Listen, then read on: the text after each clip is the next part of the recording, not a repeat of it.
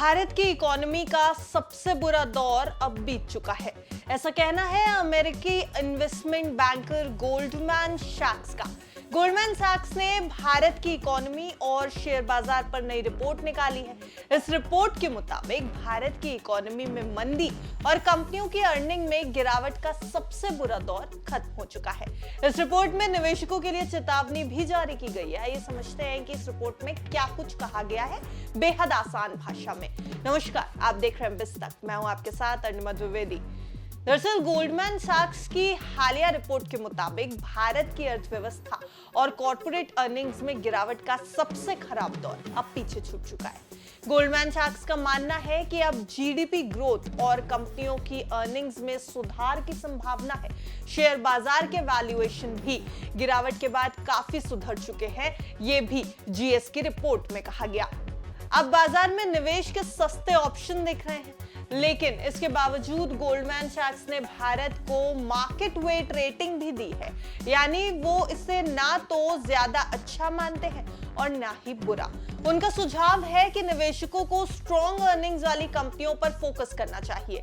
Goldman ने चेतावनी दी कि भले ही इकोनॉमी में सुधार हो रहा हो, लेकिन मार्केट में अभी भी उतार चढ़ाव जारी रह सकता है। इसके पीछे के 4 बड़े कारण भी बताए गए हैं। एक एक करके उन कारणों को भी समझ लेते हैं। पहला कारण है स्मॉल और मिड कैप स्टॉक्स में ज्यादा निवेश होने का। दरअसल पिछले कुछ समय से छोटी और मझोली कंपनियों में, यानी स्मॉल और मिड कैप साइज की जो कंपनियां हैं, उनके शेयरों में बहुत तेजी आई थी, जहां अब करेक्शन का खतरा नजर आ रहा है। दूसरा बड़ा कारण है ग्लोबल अनसर्टेनिटी।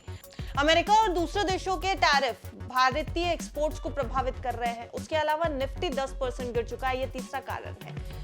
पीक के मुकाबले, यानी सितंबर में जो पीक आया था उसके मुकाबले अब निफ्टी में 10% की गिरावट है, जो ये दिखा रहा है कि बाजार अभी भी अस्थिर है।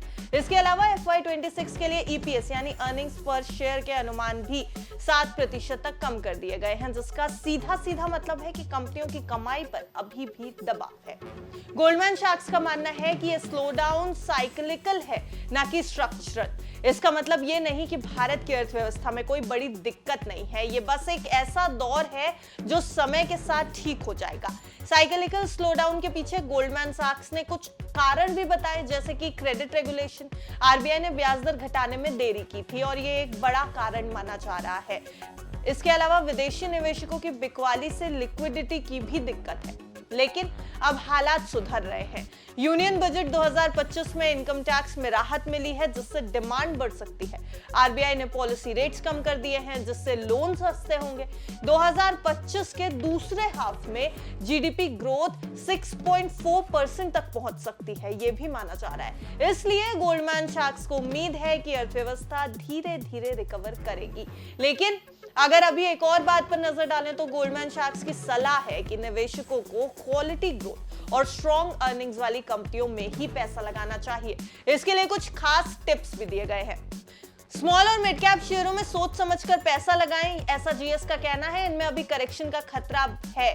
लार्ज कैप कंपनियों पर फोकस करने की सलाह दी गई है। इसके अलावा ग्लोबल अनसर्टेनिटी पर भी नजर रखने की सलाह है। टैरिफ वॉर बढ़ने और जियोपॉलिटिकल टेंशन से मार्केट पर नेगेटिव असर आ सकता है। गोल्डमैन सैक्स ने इसको लेकर के भी कॉशियस रुख अपनाने की सलाह दी है। इसके अलावा भारत की अर्थव्यवस्था में सुधार की उम्मीद जरूर है, लेकिन बाजार में उतार चढ़ाव बना रहेगा। ऐसे में निवेशकों को समझदारी से निर्णय लेने की जरूरत है। लॉन्ग टर्म के लिए निवेश और मजबूत फंडामेंटल्स वाली कंपनियों पर फोकस, यही आपकी रणनीति होनी चाहिए ऐसे समय पर। देखिए, गोल्डमैन सैक्स ने अपनी राय दे दी और हमने इस राय पर जो रिपोर्ट तैयार की है वो सिर्फ और सिर्फ आपकी जानकारी के लिए है। बाजार में कहीं भी दाम लगाने से पहले बिस्तक की आपको यही सलाह है कि आप अपने फाइनेंशियल एडवाइजर की राय एक बार जरूर ले लें। कहीं भी निवेश से पहले वित्तीय सलाहकार की सलाह जरूर लें। आपको ये वीडियो कैसा लगा है हमें कमेंट बॉक्स में जरूर बताएं और बिस्तक को सब्सक्राइब करना तो बिल्कुल मत भूलिएगा। देखते रहिए बिस्तक।